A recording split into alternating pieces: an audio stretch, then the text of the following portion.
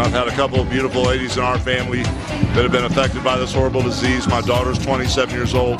Anything I can do to come here and raise awareness or raise money to help beat this horrible disease and to put a bullet in it once and for all, I'm on that team. So I think it's very, very important that you use your means, who you are, the influence you have to help serve mankind, to help put an end to certain things such as breast cancer. So it's very important that I'm here.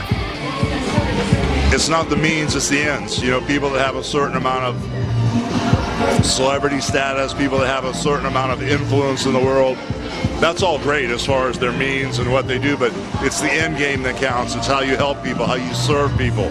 Men need to wake up and smell the coffee, because the women are our foundation, the women are our energy, the women are our base. You know, they're the bond that holds the family unit together. So the men that aren't aware of this situation, you're going to be aware now, because Hulk Hogan's on the team.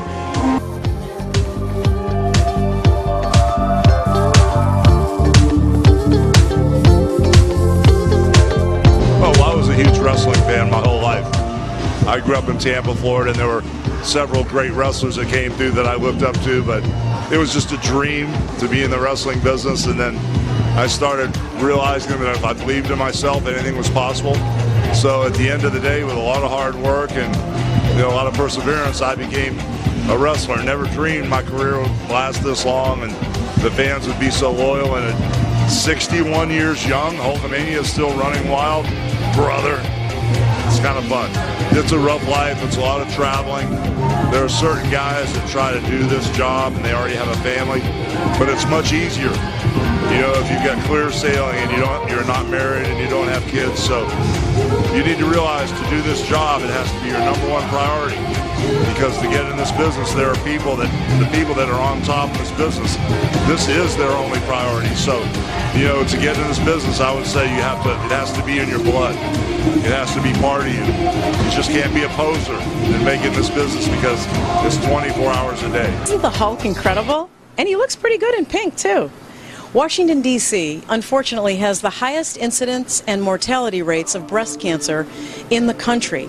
Since its inception in 1990, funds raised from the D.C. Race for the Cure have provided more than $35 million for over 300 community grants for low-income, minority, and uninsured women.